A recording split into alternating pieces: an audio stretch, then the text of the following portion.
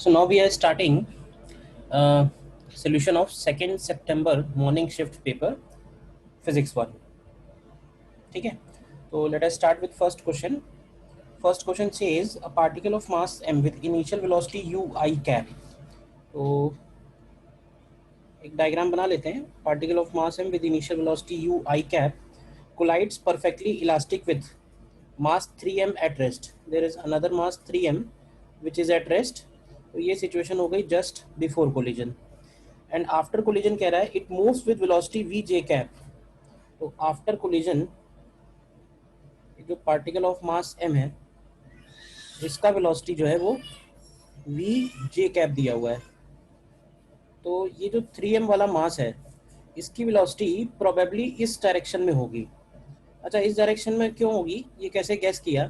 तो ये ऐसे गैस किया क्योंकि इस सिस्टम का इनिशियल मोमेंटम x डायरेक्शन में है, तो फाइनल मोमेंटम भी टोटल x डायरेक्शन में होना चाहिए. तो y डायरेक्शन का मोमेंटम अगर स्मॉल m में है प्लस वी जे कैप तो उसको कैंसिल करेगा 3m, और 3m के पास x डायरेक्शन में भी कुछ मोमेंटम होना चाहिए जो पहले वाले मोमेंटम के इक्वल बनेगा. तो सबसे पहले हम इसमें मोमेंटम कंजर्वेशन ही लगा सकते हैं along x and along y. तो अलोंग x अगर लगाएंगे तो we can write mu is equal to 3mv1 cos theta equation 1. और y डायरेक्शन में अगर हम लोग लगाएं तो y डायरेक्शन में इनिशियल 0 है, फाइनल बनेगा mv प्लस डायरेक्शन में है, और minus 3mv1 sine theta minus y direction में है. तो इसको हम लोग ऐसे लिख सकते हैं mv is equal to 3mv1 sine theta. अब क्वेश्चन में थीटा पे कोई कमेंट नहीं है तो थीटा हम एलिमिनेट कर सकते हैं. तो इन दोनों इक्वेशंस में m तो कैंसिल हो जाएगा, इन दोनों इक्वेशंस को स्क्वायर करके ऐड कर देते हैं. तो ये आएगा u square plus v square is equal to 9v1 square. ठीक है, इसको ऐसे ही छोड़ देते हैं. Let's say equation 3. अब क्योंकि ये कोलिजन परफेक्टली इलास्टिक है तो इस कोलिजन में एनर्जी भी कंजर्व होगा. तो एनर्जी अगर हम कंजर्व करते हैं we can write half m u square is equal to half m v square plus half 3m into v1 square. तो इसमें से ये हाफ m कैंसिल हो जाएगा. तो यहाँ से आएगा u square is equal to v square plus 3v1 square. तो ये इक्वेशन 4 हो गई. अब तुम ध्यान से देखो इक्वेशन 3 और इक्वेशन 4 में अगर हम v1 स्क्वायर को एलिमिनेट करें फ्रॉम 3 एंड 4 तो हमें यहाँ से मिलेगा u square plus v square is equal to 3 times u square minus v square. तो इसको सॉल्व करेंगे तो मिलेगा 4v square is 2u square. तो यहाँ से हमको आ जाएगा v is equal to u upon root 2. ठीक है ना, v का वैल्यू हमें कैलकुलेट करना था तो यहाँ से फोर्थ वाला ऑप्शन करेक्ट आ जाएगा. देख लीजिए, मोमेंटम कंजर्वेशन और एनर्जी कंजर्वेशन दो कॉन्सेप्ट इसमें यूज हुए हैं. नेक्स्ट क्वेश्चन में देखते हैं. नेक्स्ट क्वेश्चन में कह रहा है a gas mixture consist of 3 moles of oxygen and 5 moles of argon at temperature T. ठीक है, assuming gas to be ideal and the oxygen bond to be rigid, the total internal energy of the mixture.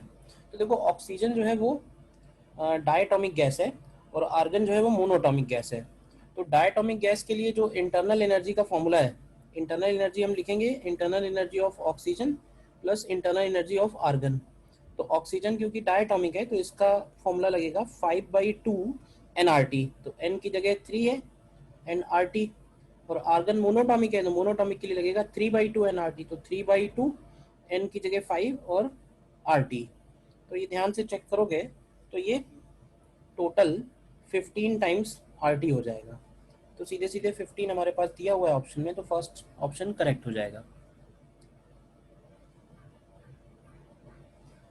Next question third में a bead of mass m stays at a point P a comma B on a wire bent in the shape of parabola y is equal to 4c x square. ये इस parabola का equation दिया है. ठीक है, and कह रहा है कि this wire is rotating with angular velocity omega. The value of omega बताना है. फ्रिक्शन है नहीं यहाँ पे, तो ये पार्टिकल जो है इस पॉइंट पे अगर स्टे कर रहा है तो इसका मतलब ये इक्विलिब्रियम में है. तो अगर हम इस पार्टिकल का फ्री बॉडी डायग्राम बनाएं और हम लोग इस क्वेश्चन को विजुलाइज करेंगे विद रिस्पेक्ट टू वायर, मतलब अगर हम वायर के फ्रेम में ही बैठ जाएं, with respect to rotating frame. तो with respect to rotating frame इस पार्टिकल के ऊपर कौन कौन से फोर्सेज होंगे, तो इसका वेट mg डाउनवर्ड हो गया, ठीक है। अब क्योंकि ये एक तरह से ए रेडियस में सर्कुलर मोशन कर रहा है, ध्यान से देखो तो ग्राउंड फ्रेम में, लेकिन वायर फ्रेम में ये रेस्ट पे है, तो हम वायर के रिस्पेक्ट में इसके ऊपर एक सेंट्रीफ्यूगल फोर्स लगा सकते हैं। Centrifugal force is M R omega square. तो एम आर ओमेगा स्क्वायर का सेंट्रीफ्यूगल फोर्स हो गया। और क्योंकि ये रेस्ट पे है, तो रेस्ट पे इसलिए है क्योंकि वायर से उसके ऊपर एक नॉर्मल फोर्स इस डायरेक्शन में लग रहा होगा, तभी वो इसको बैलेंस कर पाएगा, ठीक है। एक काम और कर सकते हैं यहाँ पे, अगर हम इस पॉइंट पे टेंजेंट ड्रॉ करें, ध्यान से देखो तो नॉर्मल का डायरेक्शन और टेंजेंट दोनों परपेंडिकुलर बनेंगे। टेंजेंट एक्स एक्सिस से अगर थीटा एंगल बना रही है तो ये जो नॉर्मल होगा, ये नॉर्मल वर्टिकल डायरेक्शन से थीटा बनाएगा। तो ये नॉर्मल वर्टिकल डायरेक्शन से थीटा बना रहा है, तो यहाँ पे हम वर्टिकल में फोर्सेस लिखेंगे तो n cos theta equal to mg, और हॉरिजॉन्टल में लिखेंगे तो n sin theta equal to m a omega square. इन दोनों को डिवाइड करेंगे तो हमको मिलेगा tan theta is equal to a omega square upon g। और हमारे पास इक्वेशन है y is equal to 4cx square. तो हमको मालूम है कि उस पॉइंट का जो tan थीटा होगा उसको हम इसके स्लोप से भी लिख सकते हैं, which is dy by dx। तो ये आ जाएगा 8cx, और x की जगह उस पॉइंट पे a आ जाएगा, तो इस वैल्यू को हम 8ca के इक्वल लिख सकते हैं। तो यहाँ से ये a कैंसिल हो जाएगा, और ओमेगा का value under root of 8c और इंटू जी के इक्वल बन रहा है, ठीक है ना।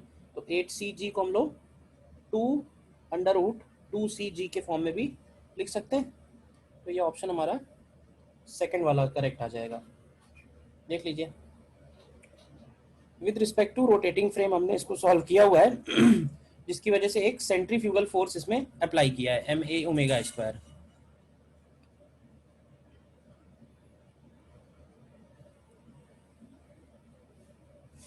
Next question, the least count of a main scale of vernier callipers.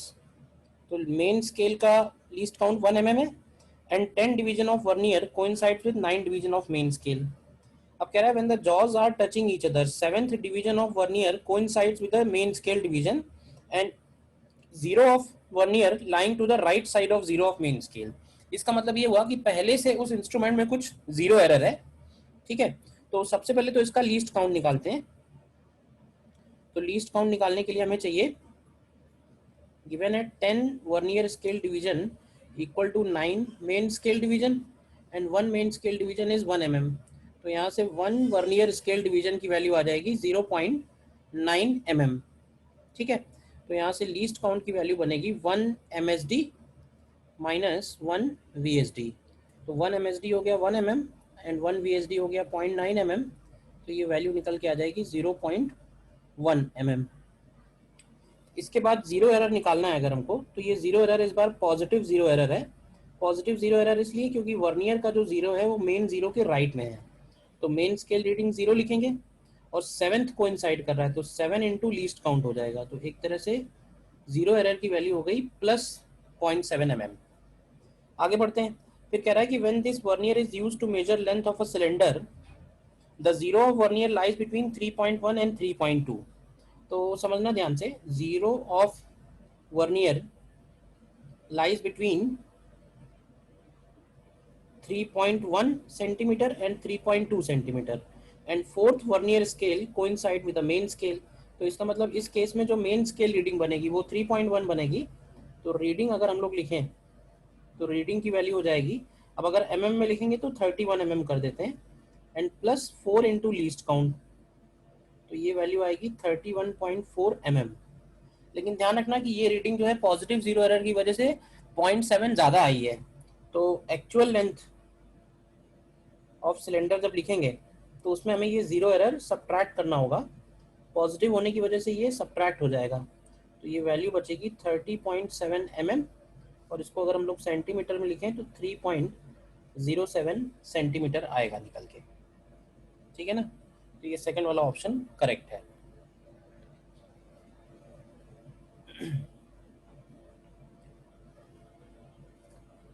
Next question देखिए। नेक्स्ट में कह रहा है a plane electromagnetic wave has a frequency given है एंड एनर्जी डेंसिटी भी गिवन है। The amplitude of magnetic field of the wave is close to. तो मैं क्या क्या गिवन है इसमें, फ्रीक्वेंसी गिवन है, फ्रीक्वेंसी इज 2 इंटू 10 हर्ट्स और एनर्जी डेंसिटी दिया हुआ है।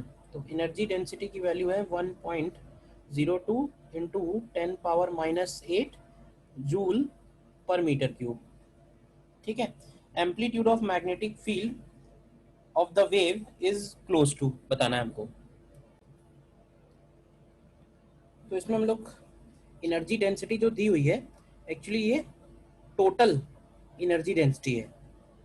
और इलेक्ट्रोमैग्नेटिक वेव में इलेक्ट्रिक फील्ड और मैग्नेटिक फील्ड दोनों में एवरेज डेंसिटी इक्वली डिवाइड होती है।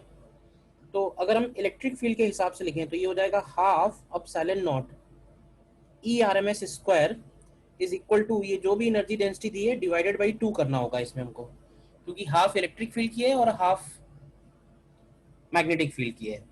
और इसको भी अगर हम ई आर एम एस को अगर हम पीक वैल्यू के फॉर्म में लिखें तो ये हो जाएगा half epsilon not E naught square by 2 is equal to 1.02 10⁻⁻8 divided by 2। तो यहाँ से ई नॉट स्क्वायर की वैल्यू हो जाएगी 2 into 1.02 into 10⁻⁻8 and divided by epsilon naught. Epsilon naught का वैल्यू हो जाएगा 8.85 10⁻12। तो अगर हम यहाँ से ई नॉट निकालते हैं तो देखिए ई नॉट का क्या वैल्यू आता है।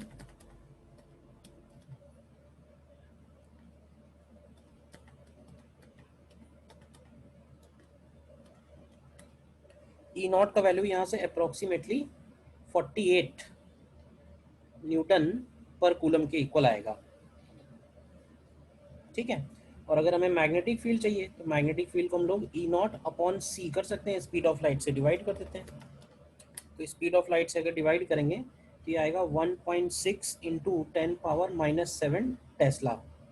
तो अगर नैनो टेस्ला में बदलेंगे तो ये 160 नैनो टेस्ला हो जाएगा। तो विच इज ऑप्शन 1। ठीक है ना, जो भी एनर्जी डेंसिटी दी हुई है, फ्रीक्वेंसी का कोई खास काम नहीं है इसमें, जो भी एनर्जी डेंसिटी दी हुई है वो इलेक्ट्रिक फील्ड और मैग्नेटिक फील्ड में इक्वली डिवाइड होगी। तो हमने इलेक्ट्रिक फील्ड की निकाली है पहले और इलेक्ट्रिक फील्ड से मैग्नेटिक फील्ड कैलकुलेट किया है।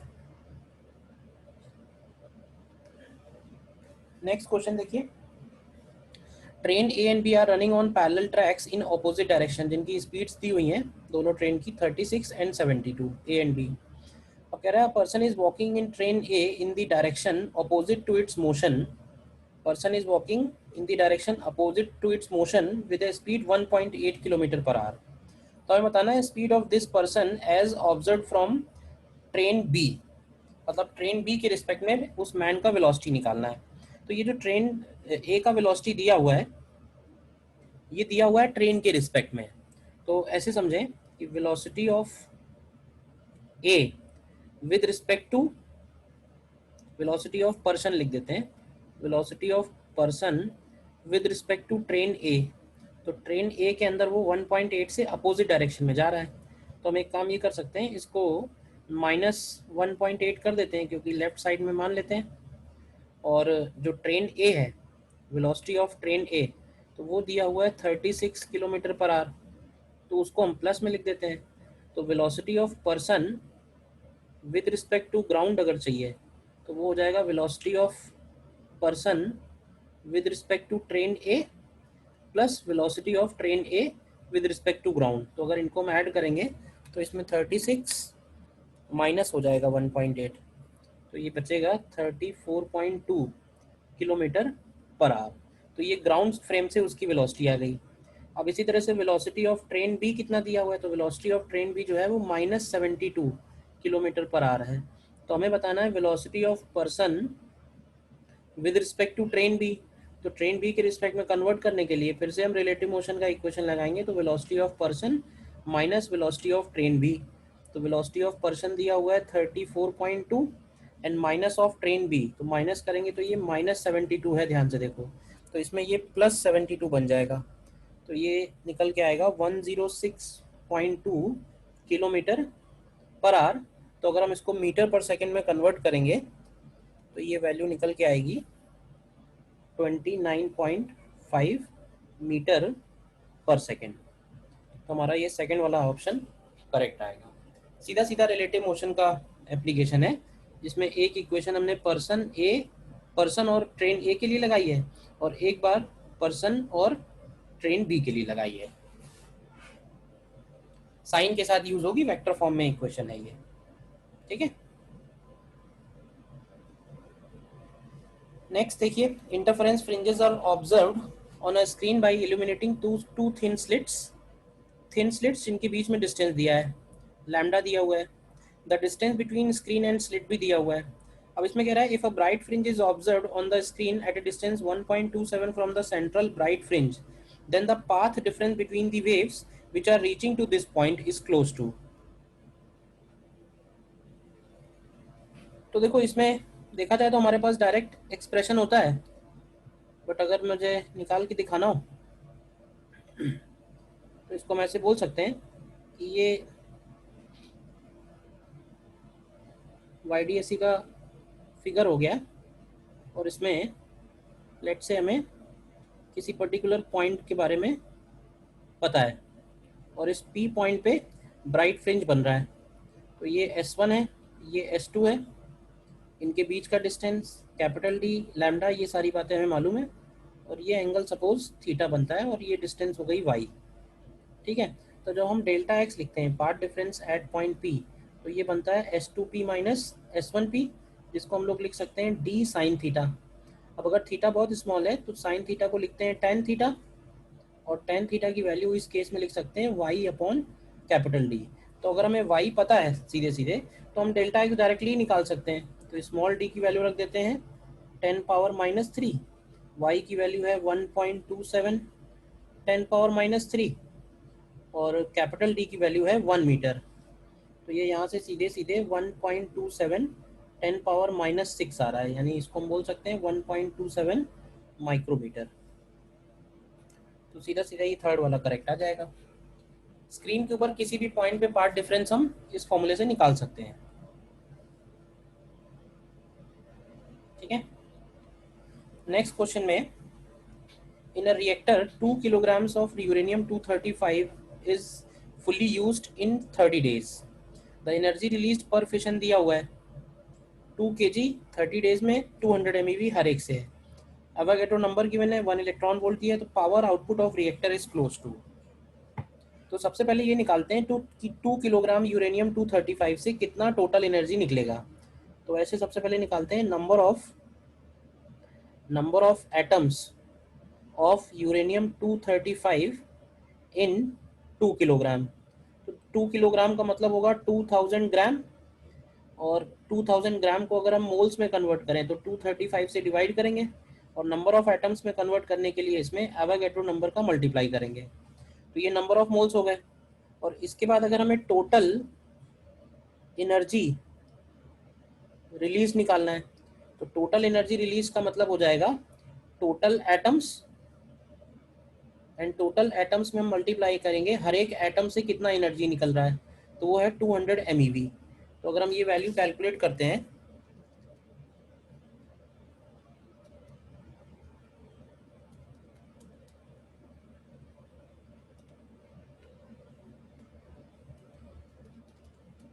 तो ये वैल्यू MeV में 1.025 10⁻30 MeV में आती है।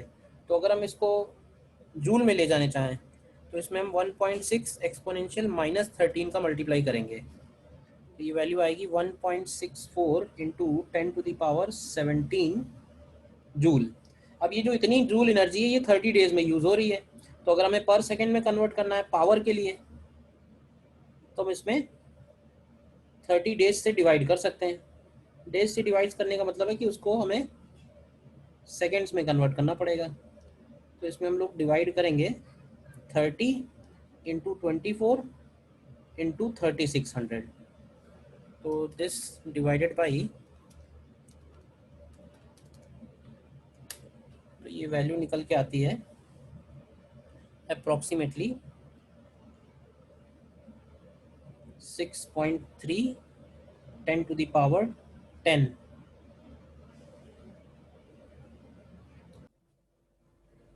इसमें एक ये गड़बड़ यहाँ पे हो गया कि एवोगाड्रो नंबर 26 जो दिया हुआ है ना, वो पर मोल दिया हुआ है, पर किलो मोल एक्चुअली दिया हुआ है। तो थोड़ा सा कैलकुलेशन में एरर है, ठीक कर लो इसको। यहाँ पे ये जो वैल्यू आएगी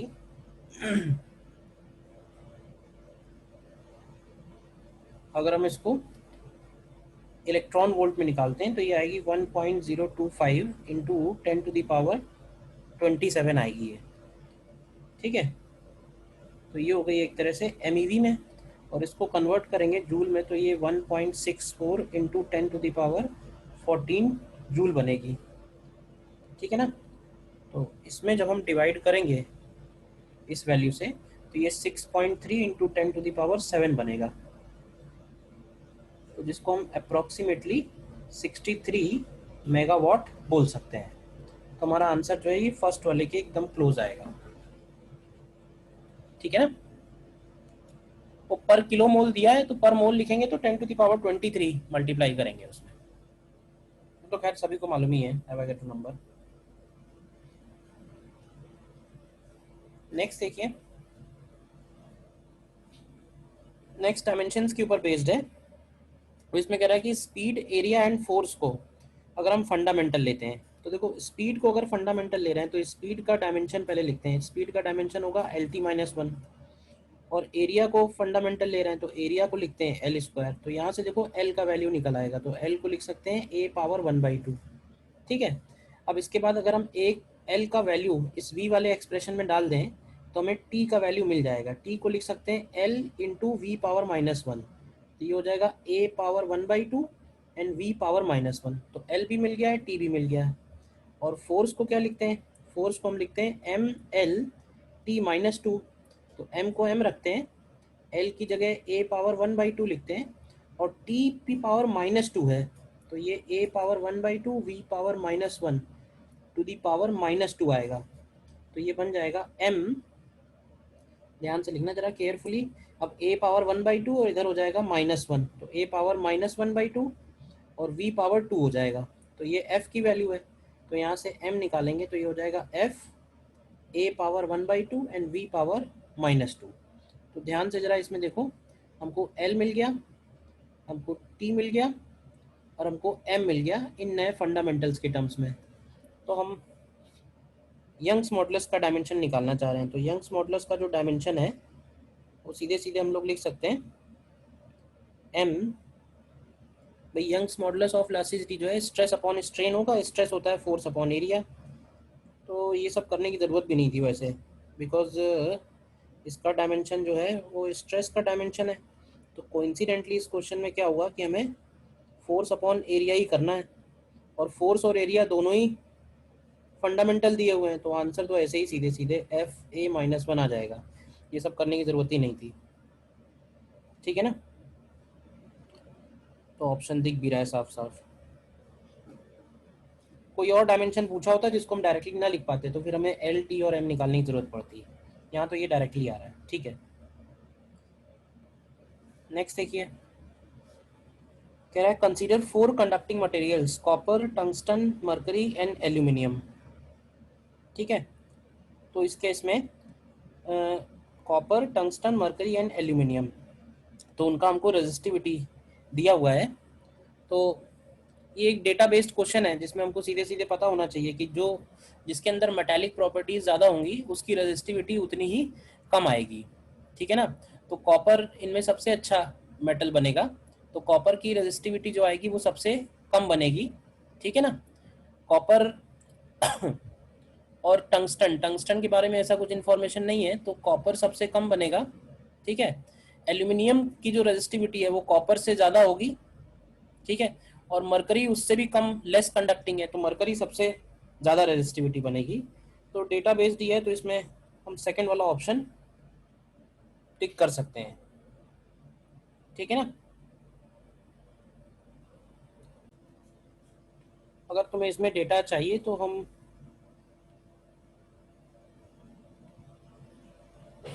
डेटा एक इंट्रोड्यूस कर सकते हैं यहाँ पे। ये रहा वो डेटा, ठीक है।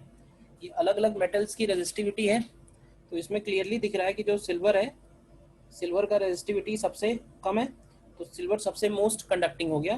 देन हमारे क्वेश्चन में जो जो पूछा हुआ है, हमारे पास कॉपर पूछा हुआ है, एल्यूमिनियम पूछा हुआ है, टंगस्टन पूछा हुआ है, और मरकरी फिर सबसे नीचे है इसमें, ठीक है ना। नॉर्मली डेटाबेस क्वेश्चन नहीं आते हैं, बट इस बार आ गया ये क्वेश्चन, ठीक है। नेक्स्ट क्वेश्चन में बढ़ते हैं फिर।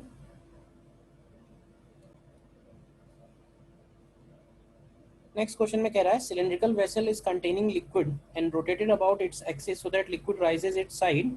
तो हमको मालूम है कि जब हम ये लिक्विड रोटेट करते हैं, वेसल रोटेट करते हैं इस केस में, तो वेसल के अंदर ये जो लिक्विड है, ये इसका जो 2 डायमेंशनल शेप है वो पैराबोला के फॉर्म का बनता है, और इस पैराबोला की इक्वेशन निकल के आती है y is equal to omega square X square upon 2g।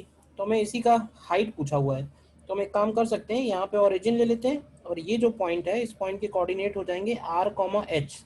r इसमें रेडियस है, तो y की जगह हो जाएगा h omega square X square. X square का मतलब हो गया इसका रेडियस, तो रेडियस इसका दिया हुआ है 5, तो ये हो जाएगा 5 स्क्वायर अपॉन 2g, तो ये बन जाएगा 25 omega square upon 2g।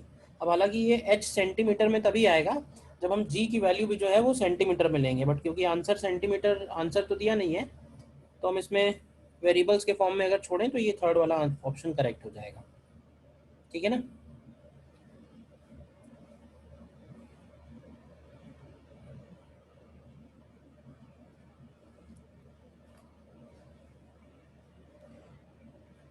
Next question में an amplitude modulated wave is represented by the expression.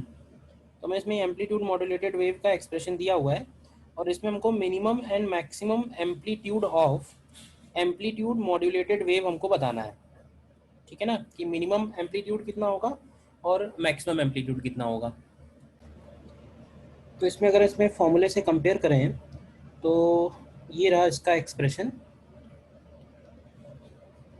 जिसमें हम एम्पलीट्यूड मॉड्यूलेटेड वेव को इस फॉर्म में एक्सप्रेस करते हैं।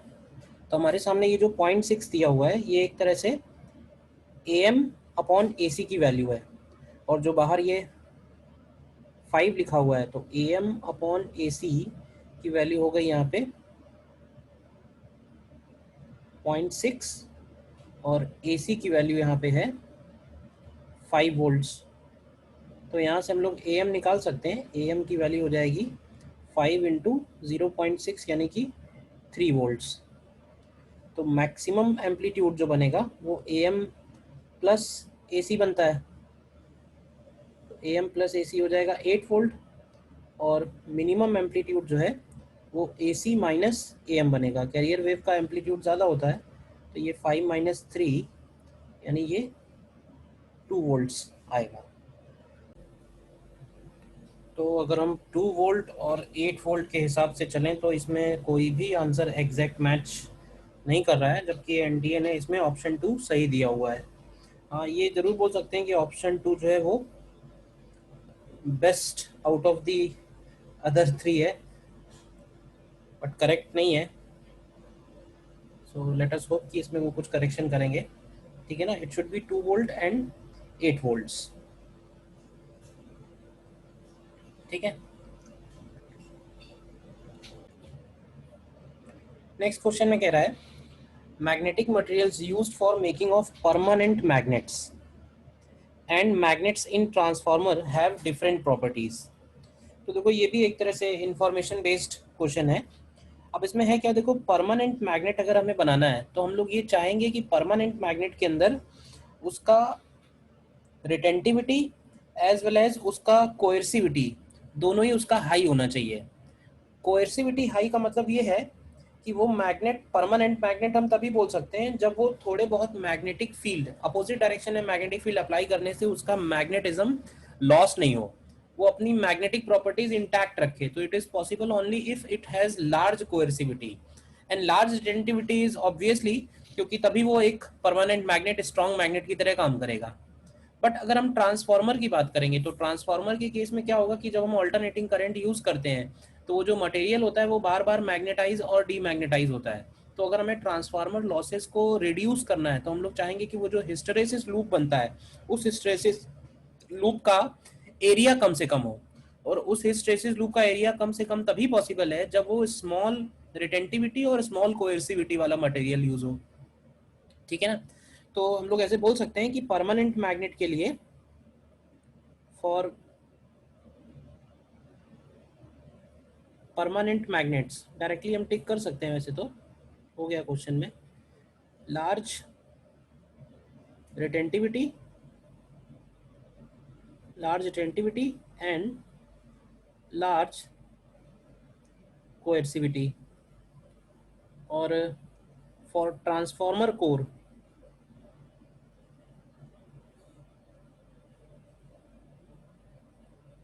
the material should have small hysteresis loop area। तो स्मॉल हिस्टैरिसीस लूप एरिया तभी पॉसिबल होगा जब इसका रिटेंटिविटी एंड कोएर्सिविटी दोनों ही स्मॉल होगा, क्योंकि इस मटेरियल को बार बार मैग्नेटाइज और डीमैग्नेटाइज होना पड़ेगा। तो इस पॉइंट ऑफ व्यू से फोर्थ वाला ऑप्शन इसमें करेक्ट हो जाएगा। नेक्स्ट क्वेश्चन देखते हैं। A beam of proton with speed given है, प्रोटॉन्स बीम का स्पीड गिवन है, enters a uniform magnetic field given है, at an angle 60 degree to the magnetic field given है। तो अगर एंगल ये 90 डिग्री नहीं है तो इसका पाथ जो है वो हेलिकल पाथ होगा। ठीक है, तो हेलिकल पाथ इसमें ऑलरेडी गिवन है, तो हमें इसका पिच फाइंड करना है। तो हेलिकल पाथ का पिच निकालने के लिए भाई मैग्नेटिक फील्ड इधर हो गया सपोज, और प्रोटॉन का वेलोसिटी इधर हो गया, तो एम कॉमा ई है ये, तो इसका जो पाथ होगा वो हेलिकल पाथ बनेगा इस तरह से। तो हेलिकल पाथ का पिच का मतलब है ये वाला डिस्टेंस। तो पिच बेसिकली डिस्टेंस ट्रेवल्ड होता है along magnetic field line in one complete rotation. तो अगर ये वाला एंगल हम लोग थीटा लेते हैं तो इन वन कंप्लीट रोटेशन का मतलब होता है टाइम लगेगा 2πm/क्यूबी, और उसका एक्स डायरेक्शन में यानी मैग्नेटिक फील्ड के अलोंग जो वेलोसिटी है वो है v cos थीटा। तो इन दोनों को मल्टीप्लाई कर देंगे तो हमें पिच मिल जाएगा। पिच का वैल्यू है 2πmv cos theta upon Q B. Direct formula भी याद होता है सभी को, तो वैल्यू रख देते हैं इसमें। तो 2 इंटू 3.14 इंटू मास दिया हुआ है 1.67 10⁻⁻27 इंटू वी का मतलब है 4 इंटू 10⁻5 एंड कॉस 60 का मतलब हो गया 0.5 and this whole divided by E का मतलब है 1.69 लेने के लिए कह रहा है वो 10⁻⁻19 और मैग्नेटिक फील्ड है 0.3। तो अगर हम इसको कैलकुलेट करें तो ये निकल के आता है 4.13 10⁻⁻2 मीटर। तो इसको हम अप्रॉक्सीमेटली 4 सेंटीमीटर के इक्वल बोल सकते हैं, which is given in option 1। Again एक फॉर्मूला बेस्ड क्वेश्चन है डायरेक्ट। नेक्स्ट क्वेश्चन देखते हैं। नेक्स्ट क्वेश्चन में कह रहा है a spherical mirror is obtained as shown in the figure from a hollow glass sphere. This a hollow glass sphere. ठीक है, और इस ग्लास स्फीयर का ये वाला पॉइंट हो गया 0। ध्यान से देखो एक्सिस बनी हुई है। तो इस ग्लास स्फीयर का जो रेडियस है वो हमको क्लियरली नज़र आ रहा है कि इसका रेडियस जो है वो 8 सेंटीमीटर के इक्वल है। तो इससे हम इसका फोकल लेंथ पता कर सकते हैं। फोकल लेंथ इसका 4 सेंटीमीटर हो जाएगा। कॉनकेव मिरर है ये। ठीक है। If an object is positioned in front of mirror what will be the nature and magnification of image. तो हमें सिंपली ये बताओ कि अगर इसका फोकस, ये इसका पॉइंट एफ हो गया, ये इसका पॉइंट सेंटर हो गया, तो एक तरह से ऑब्जेक्ट जो है, ऑब्जेक्ट इसका बियॉन्ड सी है। ऑब्जेक्ट की जो लोकेशन है वो बियॉन्ड सी है। तो अगर ऑब्जेक्ट बियॉन्ड सी है तो इसका जो इमेज बनेगा, इसका image between between C and F बनेगा, रियल होगा, इन्वर्टेड होगा एंड स्मॉल साइज्ड होगा, डिमिनिश्ड होगा। ठीक है ना। तो ये सारी प्रॉपर्टीज अगर देखें तो इसने डिमिनिश्ड को अनमैग्नीफाइड लिया हुआ है। तो एक तरह से इन्वर्टेड, रियल इन्वर्टेड एंड, मुझे लगता है कि इसका आंसर भी इन्होंने गलत दिया हुआ है। इस केस में ये स्मॉल साइज्ड होगा, स्मॉल साइज को हम लोग अनमैग्नीफाइड बोल सकते हैं। ठीक है, करेक्ट करेंगे ये लोग आंसर, तो ऑप्शन 1 वाला करेक्ट आएगा, जबकि शायद एनटीए ने आंसर इसका सेकंड वाला करेक्ट दिया हुआ है, inverted real and magnified. Magnified तब बनेगा जब object between C and F बनेगा। ठीक है,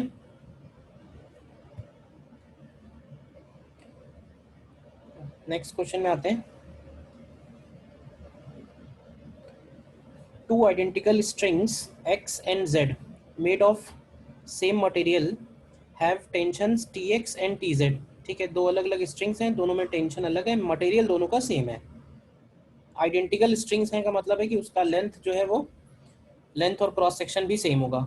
और कह रहा है if their fundamental frequencies are 450 and 300 then the ratio of, तो हमारे पास फंडामेंटल फ्रीक्वेंसी का फॉर्मूला होता है 1/2L into under root T by mu. तो ऐसे बोल सकते हैं कि फंडामेंटल फ्रीक्वेंसी जो है वो टेंशन के रूट टी के प्रोपोर्शनल होगी। तो हम यहाँ से डायरेक्टली लिख सकते हैं Fx/Fz is equal to under root of Tx/Tz, और Fx/Fz को यहाँ पे लिख सकते हैं 450/300। तो यहाँ से डायरेक्टली निकाल सकते हैं Tx/Tz का वैल्यू, तो ये वैल्यू आएगा निकल के 2.25 के इक्वल। तो ये ऑप्शन 3 वाला करेक्ट है, सीधा सीधा प्रॉब्लम है अगेन। नेक्स्ट क्वेश्चन में, as shown in the figure a rigid rod and uniform 1 meter long rod, rigid and uniform 1 meter long rod is held in position by two strings tied to its end attached. ठीक है, the rod is of mass m and another weight 2m is hung at a distance 75. The tension in string at a बताना है।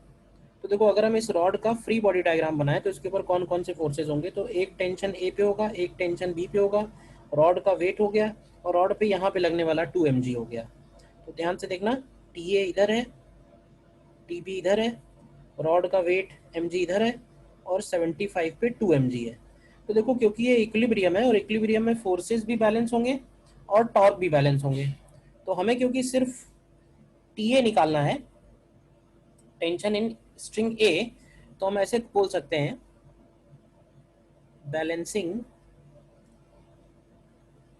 Torques about B point के about अगर हम torque balance करें तो देखो ध्यान से, 2mg का टॉर्क होगा 2mg इंटू 25, और ये होगा एंटी क्लॉकवाइज। mg का टॉर्क होगा mg इंटू 50, ये भी होगा एंटी क्लॉकवाइज, और ये इक्वल होना चाहिए TA का टॉर्क, TA इंटू 100 होगा, और ये होगा क्लॉकवाइज। तो यहाँ से डायरेक्टली TA का वैल्यू निकल आएगा, तो ये हो जाएगा 50 mg एंड 50 mg यानी 100 mg। तो ये एक्चुअली mg के ही इक्वल आ जा रहा है, सॉल्व करके देखो। ठीक है ना, यानी कि इसमें ऑप्शन 2 करेक्ट आ जाएगा। हमने रॉड का इक्विलिब्रियम लगाया है, रोटेशनल इक्विलिब्रियम भी है और ट्रांसलेशनल इक्विलिब्रियम भी है, फोर्सेस भी बैलेंस होंगे, टॉर्क भी बैलेंस होंगे, बट क्योंकि हमें सिर्फ TA निकालना था तो हमने बी पॉइंट के अबाउट हम टॉर्क बैलेंस कर सकते हैं। ठीक है, नेक्स्ट प्रॉब्लम में, a charged particle mass m charge q moves along x-axis with velocity v0. When it passes through origin, it enters a uniform electric field minus ej cap, यानी electric field नीचे की तरफ है, which extends up to x equal to d. तो हमें बताना है what is the equation of path of electron, तो मतलब वो चार्ज पार्टिकल जो है वो इलेक्ट्रॉन है, equation of path of electron in the region x greater than d। तो एक बात जरा इसमें ध्यान से ये देखो कि इस पार्टिकल के ऊपर mg का इफेक्ट नहीं लेना है। ठीक है, mg का इफेक्ट इसलिए नहीं लेना है क्योंकि एक तो कुछ मेंशन नहीं है, और जो ऑप्शंस दिए हुए हैं ना इसमें भी कहीं g दिख नहीं रहा है, तो इसका मतलब सिर्फ इलेक्ट्रिक फील्ड का ही फोर्स होगा। अब अब क्योंकि उसने क्वेश्चन में बोल दिया है कि वो इलेक्ट्रॉन है, ध्यान से देखना, तो इलेक्ट्रॉन अगर है और उसके पास वी नॉट इधर है और इलेक्ट्रिक फील्ड नीचे की तरफ है, तो उस इलेक्ट्रॉन के ऊपर जो फोर्स लगेगा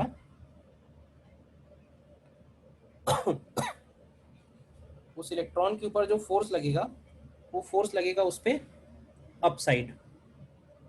तो इसके ऊपर अप साइड फोर्स की वैल्यू हो जाएगी Q इंटू ई, और इलेक्ट्रॉन की वेलोसिटी इधर की तरफ है m, q। तो इसका जो पाथ होगा वो एक तरह से प्रोजेक्टाइल पाथ निकल के आएगा इस टाइप का, ठीक है ना।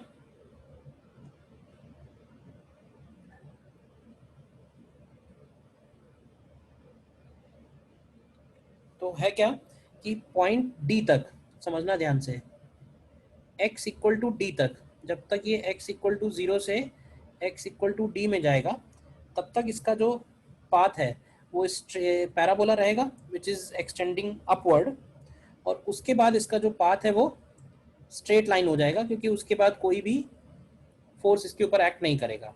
इलेक्ट्रिक फील्ड जो है वो सिर्फ इसी रीजन में एग्जिस्ट कर रहा है, ठीक है। तो हम अगर ये पता कर लें कि ये कौन से पॉइंट पे यहाँ पे एग्जिट होगा, ये कौन सा वाई कोऑर्डिनेट होगा, तो वाई कोऑर्डिनेट निकालने के लिए पहले हम लोग टाइम निकालते हैं। इसको टाइम कितना लगेगा, तो टाइम हम लोग निकाल सकते हैं डी अपॉन वी नॉट से, और वाई कोऑर्डिनेट उस पॉइंट का चाहिए तो हम लोग लिख सकते हैं हाफ ए वाई इंटू टी स्क्वायर। तो ये हो जाएगा 1/2, ए वाई की जगह लिखेंगे क्यू ई अपॉन एम, और टी स्क्वायर की जगह होगा D square upon V not square. तो ये हो जाएगा Q E D square upon 2m V not square. और जब ये यहाँ निकलेगा इस पॉइंट पे, तो इसके पास x डायरेक्शन का और y डायरेक्शन का दोनों वेलोसिटी होगा, vx और vy दोनों होंगी। vx की वैल्यू उस पॉइंट पे v नॉट के ही इक्वल होगी, प्रोजेक्टाइल है, और vy की वैल्यू अगर निकालनी है तो वो हम लोग लिख सकते हैं ए वाई इंटू टी से। तो ए वाई की वैल्यू है क्यू ई बाई एम, और टी का मतलब है डी अपॉन वी नॉट। तो ये वाला एंगल अगर हम लोग निकालना चाहें टेन थीटा, तो इस टेन थीटा की वैल्यू बन जाएगी V Y upon V X. तो V Y upon V X अगर करेंगे तो ये आएगा Q E D upon M V not square. तो अब हमें इसका स्ट्रेट लाइन का वो जो पाथ है वो पता करना है। तो स्ट्रेट लाइन पता करने के लिए क्या करेंगे, स्ट्रेट लाइन का स्लोप हमको मिल गया है, उस पॉइंट के कोऑर्डिनेट्स हमको मिल गए, तो हम इसमें ये वाला फॉर्मूला लगा सकते हैं स्ट्रेट लाइन का equation y minus Y one is equal to m times x minus x1, जहाँ x1 y1 उस पॉइंट के कोऑर्डिनेट हो गए। तो y माइनस वाई वन की जगह आएगा Q E D square upon 2m V not square is equal to slope की वैल्यू है Q E D upon M V not square, और x1 की वैल्यू है d। तो इसको उधर ले जाते हैं, y इक्वल टू हो जाएगा, अब इसमें से Q E D upon M V not square अगर कॉमन ले लें तो इसमें बचेगा d/2 and plus x minus d/2। तो ये वैल्यू आ जाएगी Q E D upon M V not square bracket x minus D है, सॉरी x माइनस d/2। अब इसमें क्या है ना, क्योंकि इलेक्ट्रॉन है तो हम इस चार्ज को माइनस से रिप्लेस कर सकते हैं, माइनस क्यू से, क्योंकि कुछ इस तरह से मेंशन तो है नहीं और कोई और ऑप्शन करेक्ट है भी नहीं। तो ये हमारा करेक्ट ऑप्शन बन जाएगा y is equal to Q E D upon M V not square and d/2 minus X. तो ये हमारा लास्ट वाला ऑप्शन करेक्ट आ जाएगा, ठीक है, क्योंकि इलेक्ट्रॉन है ये, तो क्यू निगेटिव में होगा, ठीक है। अच्छा क्वेश्चन है ये।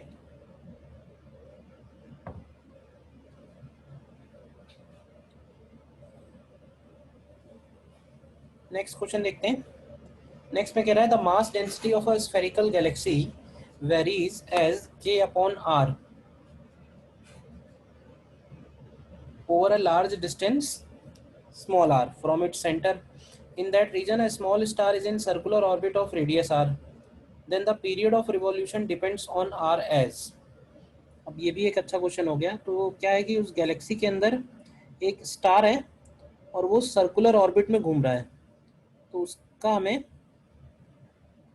टाइम पीरियड पता करना है। तो पहले हमको ये पता करना होगा कि जहाँ ये स्टार है उस पॉइंट पे फोर्सेस किस तरह से डिपेंड कर रहे हैं, फोर्सेस का नेचर क्या है। और फोर्सेस पता करने के लिए हमें ये चाहिए होगा कि इस पॉइंट पे ग्रेविटी क्या है। और ग्रेविटी निकालने के लिए, क्योंकि ये जो डेंसिटी दी हुई है, डेंसिटी दी हुई है के अपॉन आर, यानी डेंसिटी खुद आर का फंक्शन है, तो हमें इसमें अप्लाई करने के लिए एलिमेंट लेना पड़ेगा। तो हम इसमें consider a differential shell of radius R and width D R. इस डिफरेंशियल शेल का मास अगर निकालें हम लोग, तो इसको लिखेंगे rho into 4 pi r² into D R. तो रो का वैल्यू अगर रखें तो ये होगा K upon R 4 pi r² D R. तो ये वैल्यू आएगी 4 पाई के r डी आर। और अगर हम मास निकालें जीरो से लेके आर में कितना मास है टोटल, तो जीरो से लेके आर में टोटल, इसको कैपिटल एम बोल देते हैं, बन जाएगा 4 पाई के r² बाई 2। तो ये हो जाएगा 2 पाई के r²। मास हमने इसलिए निकाला क्योंकि हम ऐसे बोल सकते हैं कि इस इतने रीजन में जितना भी मास होगा वो सारा का सारा हम उस गैलेक्सी से सेंटर पे एज्यूम कर सकते हैं फॉर कैलकुलेशन ऑफ ग्रेविटी। तो अब ग्रेविटी को लिख सकते हैं सीधे सीधे Gm/r²। ये हो जाएगा G/r² और इंटू 2 पाई के r²। तो ध्यान से देखो, तो ये जो ग्रेविटी आ रही है ये कांस्टेंट आ जा रही है, और ग्रेविटी अगर कांस्टेंट आई है तो सेंट्रीपिटल फोर्स उस स्टार के ऊपर अगर हम निकालें जो उसको mv²/r प्रोवाइड करेगा, तो वो सेंट्रीपिटल फोर्स भी कांस्टेंट आएगा। तो इसका मतलब है कि जो v है वो r⁻1/2 के प्रोपोर्शनल होगा। तो जो टाइम पीरियड होगा, तो टाइम पीरियड को लिखते हैं 2πr/v, 2πr/v। तो यहाँ से हमको मिलेगा कि ये जो टाइम पीरियड है ये प्रोपोर्शनल होगा r⁻1/2 के। तो इसको लिख सकते हैं t² प्रोपोर्शनल टू r। तो t² प्रोपोर्शनल टू r वाला ऑप्शन हमारा करेक्ट बन जाएगा, which is fourth option. This is also again a good question. ठीक है, नेक्स्ट प्रॉब्लम में बढ़ते हैं। Next question is, a uniform cylinder of mass m and radius r is to be pulled over a step of height a by applying a force at center perpendicular to the plane through the axis of cylinder on the edge of the step as shown in the figure. The minimum value of force F required. Minimum value of force F required हमको पता करना है। तो देखते हैं, पहले थोड़ा diagram इसमें बनाते हैं। देखो इस केस में क्या हो रहा है कि अगर हमें इस स्फेयर को, सिलेंडर को इस स्टेप के ऊपर चढ़ाना है, तो जब ये इसके ऊपर चढ़ रहा होगा तो सबसे पहले देखते हैं कि कौन कौन से फोर्सेस होंगे जो इस सिलेंडर के ऊपर काम कर रहे हैं। तो देखो इस सिलेंडर के सेंटर पे एक mg काम कर रहा है, ठीक है। जब ये इस स्टेप के ऊपर चढ़ेगा तो इस पॉइंट पे लगने वाला नॉर्मल फोर्स 0 हो जाएगा, तो हम वो नॉर्मल नहीं दिखाते हैं क्योंकि हमें जस्ट इसको ऊपर चढ़ाना ही है। देन एक नॉर्मल उसका लग रहा होगा जो स्टेप के कॉर्नर से लग रहा होगा n', ठीक है। और ये जो नॉर्मल है ये इसके सेंटर से डेफिनेटली पास होगा, ठीक। और एक फोर्स इस पे लग रहा होगा फ्रिक्शन का, क्योंकि विदाउट फ्रिक्शन ये ऊपर की तरफ स्लिप नहीं होगा। तो फ्रिक्शन का फोर्स हम लोग इधर की तरफ दिखा देते हैं। लेट से ये हो गया इस पे स्टैटिक फ्रिक्शन Fs, तो ये टेंजेंशियल डायरेक्शन में होगा, ठीक है। तो स्टेप पे चढ़ने का मतलब ये है कि हमें इतना फोर्स लगाना पड़ेगा कि वो इसके टॉर्क को ओवरकम कर ले। तो देखो अगर मिनिमम फोर्स लगाने की बात कर रहा है तो मिनिमम फोर्स अगर हम यहाँ पे लगाएं तो हम लोग फोर्स ऐसा लगाना चाहिए जिससे वो फोर्स मैक्सिमम टॉर्क प्रोवाइड करे, ठीक है। एक्चुअली क्या हो रहा है कि ये पूरा का पूरा जो सिलेंडर है ये इस पॉइंट के अबाउट रोटेट होने वाला है, पॉइंट पी के अबाउट, ठीक है। तो पॉइंट पी के अबाउट जब हम टॉर्क निकालेंगे तो ये फोर्स जो है इसके परपेंडिकुलर होना चाहिए, पॉइंट ये है। तो अब यहाँ से देखो कि पॉइंट पी के अबाउट कौन कौन से टॉर्क हैं। अबाउट पॉइंट पी, तो अबाउट पॉइंट पी देखो कि तो एम जी का टॉर्क है, ठीक है। एम जी का टॉर्क अगर हम लोग निकालें तो हमें ये वाला डिस्टेंस चाहिए। एम जी का टॉर्क अगर हम लोग निकालते हैं तो हमें ये वाला डिस्टेंस चाहिए। ये हो गया ए, ये हो गया कैपिटल आर। तो ये वाला जो डिस्टेंस है ध्यान से देखो, ये हो जाएगा आर माइनस ए, ठीक है। तो फोर्स एफ का जो टॉर्क है, फोर्स एफ का टॉर्क होगा एफ इंटू आर, और ये एम जी के टॉर्क को ओवरकम कर ले। तो एम जी का टॉर्क अगर निकालेंगे तो हमें ये वाला डिस्टेंस चाहिए, लेट से ये स्मॉल आर है, तो M G into small R. तो यहाँ से एफ की value M G upon capital R into small R, और स्मॉल आर की वैल्यू अगर हम लोग निकालें तो स्मॉल आर बन जाएगा पाइथागोरस से R square minus R minus A का होल स्क्वायर, ठीक है। तो इसमें अगर हम ये आर अंदर ले जाएं तो ये हो जाएगा M G into under root of 1 minus R minus A upon R का होल स्क्वायर। तो हमें फोर्स ऐसा लगाना है कि वो एम जी के टॉर्क को ओवरकम कर ले, तो वो सिलेंडर पॉइंट पी के अबाउट रोटेट होके उसके ऊपर चढ़ जाएगा, ठीक है ना। तो ये ऑप्शन हमारा थर्ड वाला करेक्ट आ जाएगा, ठीक है। नेक्स्ट प्रॉब्लम देखते हैं। नेक्स्ट प्रॉब्लम में a circular coil of radius 10 centimetre is placed in uniform magnetic field with its plane perpendicular to the field initially, ठीक है। कॉइल का रेडियस पता है, मैग्नेटिक फील्ड पता है। Now the coil is rotated at constant angular speed about an axis along the diameter and perpendicular to magnetic field so that it undergoes half rotation in 0.2 second, ठीक है। तो half rotation इन 0.2 second से हम इसका omega निकाल लेते हैं। Half rotation का मतलब होगा एंगल कवर्ड हो जाएगा पाई, और टाइम है 0.2 सेकेंड, तो अपॉन 0.2, तो ये एक तरह से 5 पाई रेडियन पर सेकेंड हो गया। और ये जो कॉइल है इसको हम किस तरह से घुमा रहे हैं, तो इस कॉइल का जो डायमीटर एक्सिस है वो मैग्नेटिक फील्ड के परपेंडिकुलर है।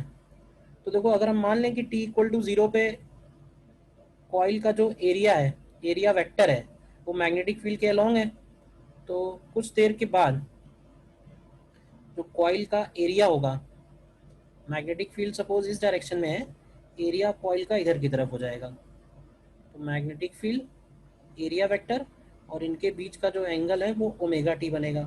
तो फ्लक्स को हम लोग लिखेंगे B A cos omega T, और ईएमएफ इंड्यूस की वैल्यू होगी from Faraday's law minus D phi by D T. तो ये वैल्यू आएगी B A omega sine omega T.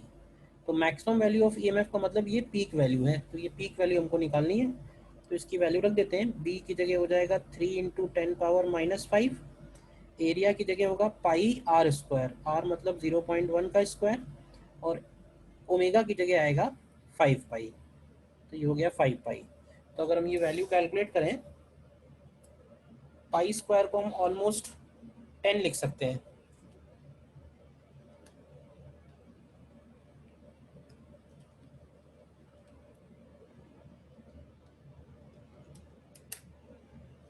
ठीक है।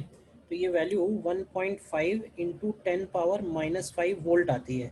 माइक्रो वोल्ट में लिखेंगे तो ये 15 माइक्रो वोल्ट बन जाएगा, ठीक है ना। इधर हम लोगों ने पाई स्क्वायर की वैल्यू 10 के इक्वल कर दी है, ठीक है।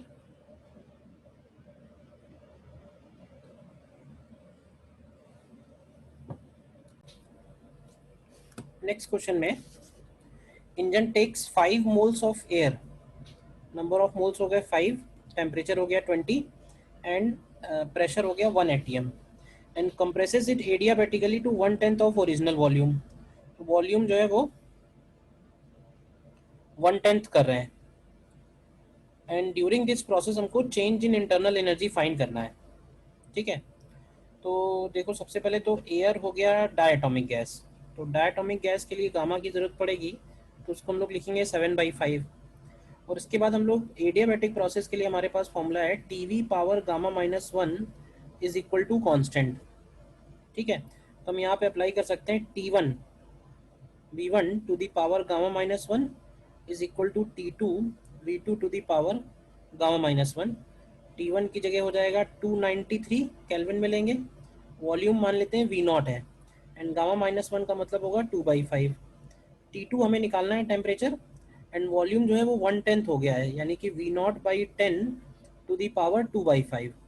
तो यहाँ से ये V0 कैंसिल आउट हो जाएगा और T2 की वैल्यू हो जाएगी 293 इंटू 10 टू दी पावर 2/5।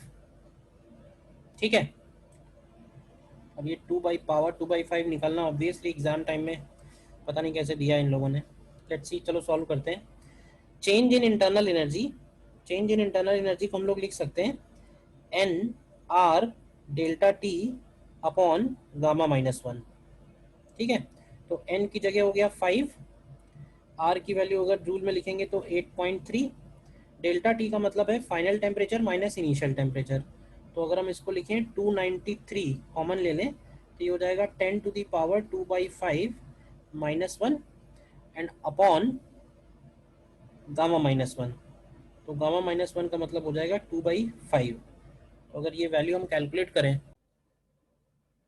तो ये कैलकुलेट होके 4.6 into 10 to the power 4 joule आता है। इसको हम लोग 46 किलो जूल लिखेंगे, बट ये 10 टू दी पावर 0.4 कैलकुलेट कैसे होगा, तो ये अभी भी अपने आप में क्वेश्चन है।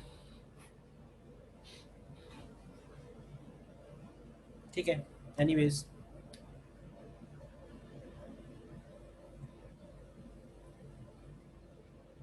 नेक्स्ट क्वेश्चन देखिए। A small block starts slipping down from a point B on an inclined plane AB, which is making an angle theta with the horizontal section BC. Section ठीक है, BC is smooth and the remaining is rough with a coefficient of friction mu. ठीक है, it is found that block comes to rest as it reaches the bottom of point A and BC is equal to 2AC. The coefficient of friction is given by, find the coefficient of friction हमें निकालना है एक तरह से। तो अगर हम A से C तक का डिस्टेंस हम लोग x ले लें और यहाँ से यहाँ का डिस्टेंस हम लोग 2x ले लें, तो सिंपली ये कह रहा है कि यहाँ से ये रेस्ट से स्टार्ट हुआ, ये वाला पोर्शन जो है वो स्मूथ है और ये वाला पोर्शन रफ है। तो पहले ये एक्सीलरेट हो रहा है, बाद में रिटार्ड हो रहा है और फाइनली ये फिर से रेस्ट पे आ रहा है। तो ऐसे देखो, अगर ये B से C तक एक्सीलरेशन निकालें तो B से C तक का एक्सीलरेशन आएगा g साइन थीटा, और पॉइंट C पे अगर हम वेलोसिटी निकालें तो पॉइंट C की वेलोसिटी को हम लोग लिख सकते हैं vc²। अगर लिखें तो ये हो जाएगा 2a और x की जगह लिख देते हैं 2x। इसके बाद अगर हम C से A का रिटार्डेशन निकालें तो C से A का रिटार्डेशन आएगा। अब उसमें फ्रिक्शन ज़्यादा लग रहा है तो इसको माइनस में लिख सकते हैं, तो ये रिटार्डेशन आएगा माइनस में mu G cos theta minus जी साइन थीटा। अगर कन्फ्यूजन है कि ये कैसे लिखा है तो इसका फ्री बॉडी डायग्राम बनाओ जब ये रफ पोर्शन पे नीचे की तरफ स्लाइड कर रहा है। ठीक है ना, इस पे एम जी साइन थीटा नीचे की तरफ है और म्यू इंटू एन ऊपर की तरफ है। तो म्यू इंटू एन का मतलब हो गया mu M G cos theta, और एक्सीलरेशन ऊपर की तरफ आएगा क्योंकि mu M G cos theta का वैल्यू ज़्यादा है। ठीक है, तो इसका सेकेंड इक्वेशन हम लोग लिख सकते हैं 0² is equal to vc² plus 2ax। तो यहाँ से दूसरा इक्वेशन हो जाएगा vc² इज 2x और इंटू, अब इसमें से अगर g कॉमन ले लें तो ये आएगा mu cos theta minus sine theta. ठीक है, तो इक्वेशन 1 और इक्वेशन 2 से अगर हम vc इक्वेट करते हैं तो देखो क्या मिलेगा, तो ये आएगा 4gx sine theta is equal to 2gx mu cos theta minus sine theta. तो ये कैंसिल होके 2 बचेगा, तो यहाँ से आ जाएगा 3 sine theta is equal to mu cos theta. तो यहाँ से म्यू की वैल्यू मिल जाएगी 3 tan थीटा। ठीक है ना, तो ये आंसर हमारा 3.00 बन जाएगा। ठीक है ना। जब वो स्लिप हो रहा है स्मूथ सरफेस पे, तो स्मूथ सरफेस पे स्लिपिंग के टाइम पे उसका एक्सेलरेशन जी साइन थीटा डाउनवर्ड होगा, और जब रफ पोर्शन पे वो स्लिप होगा तो फ्रिक्शन ज़्यादा है तभी वो रिटार्ड होगा। तो फ्रिक्शन ज़्यादा है तो एक्सीलरेशन हमने माइनस में लिखा हुआ है mu G cos theta minus जी साइन थीटा। ठीक है। नेक्स्ट क्वेश्चन देखिए। When radiation of wavelength lambda is used to illuminate a metallic surface, the stopping potential is V.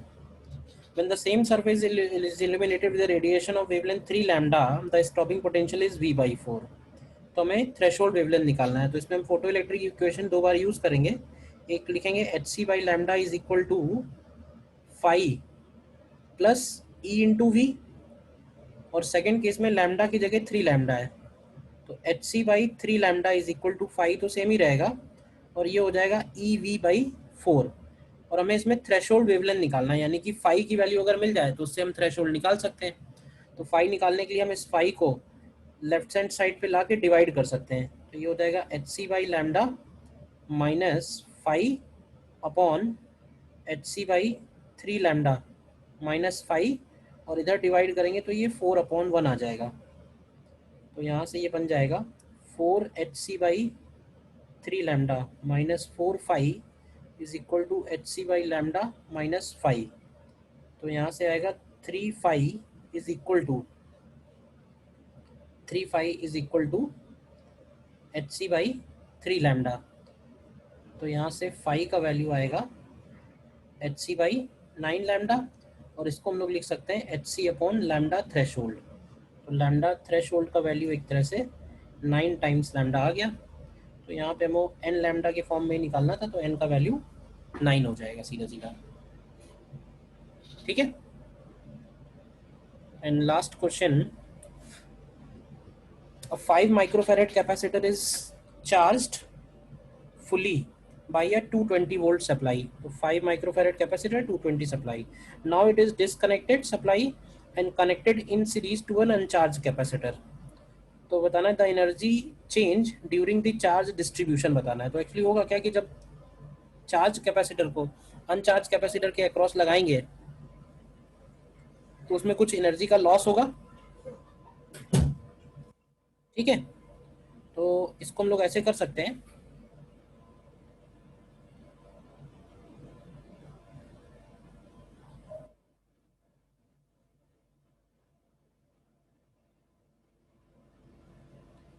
ये हो गया 5 माइक्रोफेरेड, ये हो गया 2.5 माइक्रोफेरेड, और ये पहले से ही चार्ज है। ठीक है। और इसके ऊपर जो पहले से चार्ज है उसको हम लोग निकाल सकते हैं 220 इंटू 5 से। अब बाद में हम ये भी बोल सकते हैं कि ये जो टोटल चार्ज है ये इन दोनों में पैरेलल में डिवाइड हो जाएगा। तो अगर हम बाद में लिखना चाहते हैं तो बाद में सी इक्विवेलेंट की वैल्यू 7.5 माइक्रोफेरेड लिख सकते हैं, और फाइनल एनर्जी इसकी हो जाएगी Q square upon 2 C equivalent. तो क्यू स्क्वायर का मतलब हो गया 220 इंटू 5 का whole square upon 2 into C equivalent. और इनिशियल एनर्जी कितनी होगी, तो इनिशियल एनर्जी होगी हाफ सी वी स्क्वायर, तो हाफ सी और वी स्क्वायर यानी कि 220 स्क्वायर।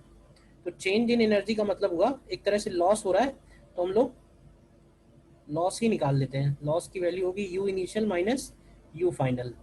अगर ये वैल्यूज कैलकुलेट करें हम लोग,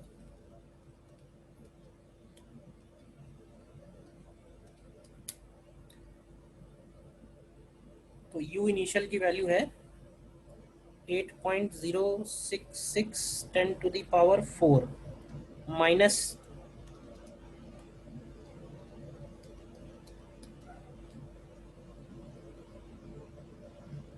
एक्चुअली ये यू फाइनल है, तो यू फाइनल ये है, और यू इनिशियल की वैल्यू है 1.21 इंटू 10⁵।